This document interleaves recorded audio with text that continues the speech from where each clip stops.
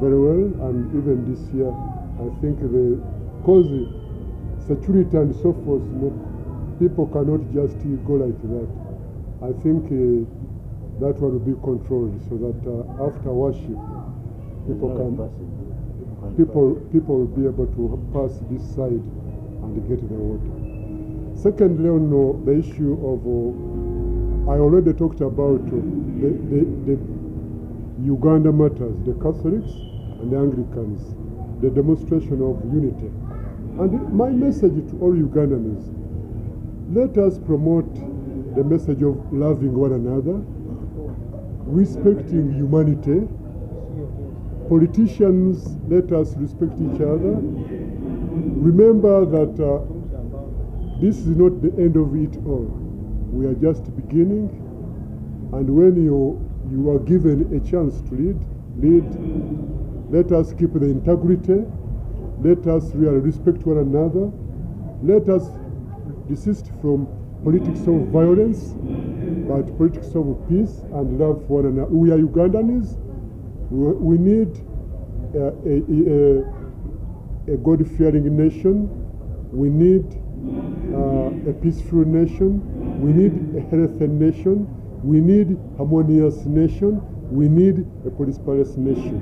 We need a God-fearing nation. That's the Uganda we need, and because of that, we need to go together. Even in campaigns, we shouldn't forget that we are Ugandans.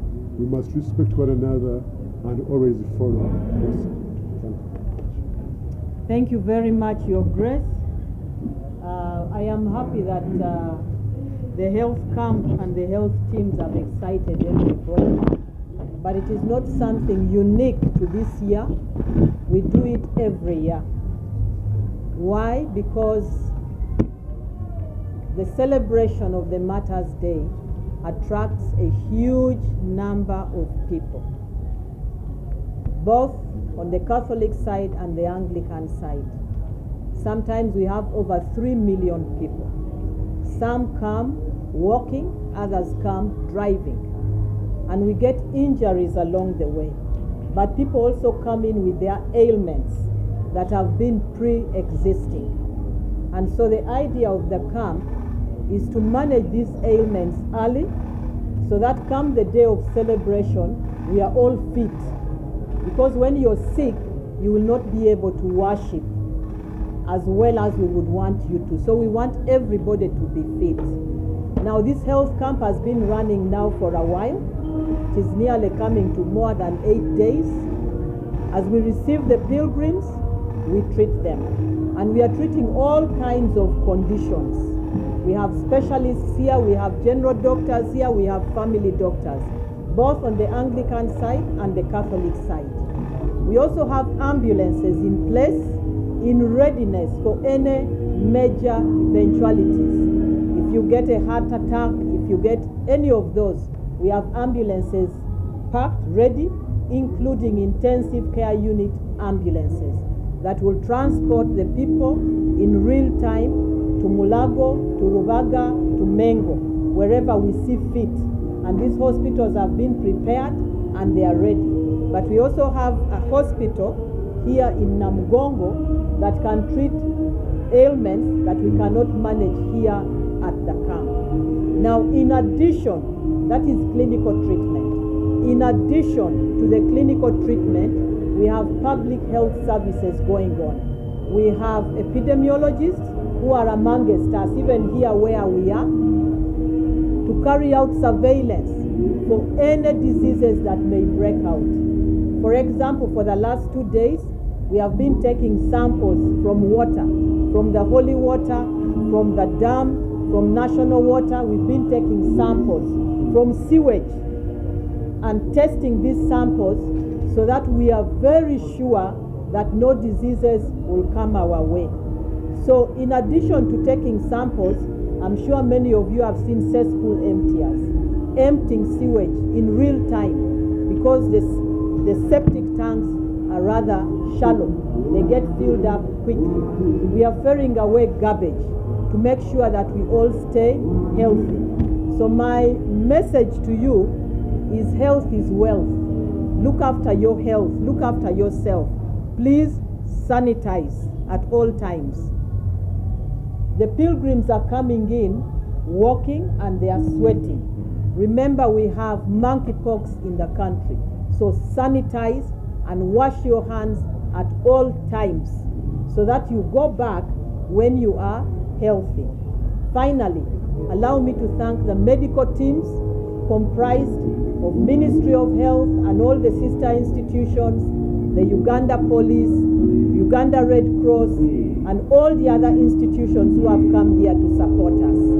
We have sanitizers at all entry points. The security teams are supposed to put on gloves as they examine you when you're coming in. Let us not rush. Everybody will be given due attention. Lastly, allow me to thank His Grace and all the bishops from the Northern Uganda cluster for a job very well done. I thank you. The Mother's Day celebration is here. First of all, I am happy that it is the Northern cluster taking lead in the 2025 Mother's Day celebration. Makes me happy as a person who comes from Uganda. But the fact that has been alluded to by the Archbishop, His Grace Dr. Kaziimba Mugalu, this is a sign of unity. Sometimes it puzzles me as a person, as a leader in our region, as a Northern Uganda region, and also a leader at the National Assembly, National Parliament platform of the Republic of Uganda. This factor where somebody thinks is more superior than the other. This person doesn't want to identify himself with one religion. This person looks at himself as being more of a person who should be appreciated in the country. We are saying we are all Ugandans. We are saying we have flesh and blood. We are saying it is just the boundaries, the regions that separate us.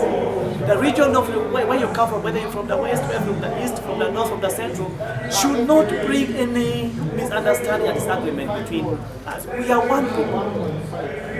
Me being a Protestant should not distance myself with a Catholic. You being a Catholic should not distance yourself from a Muslim.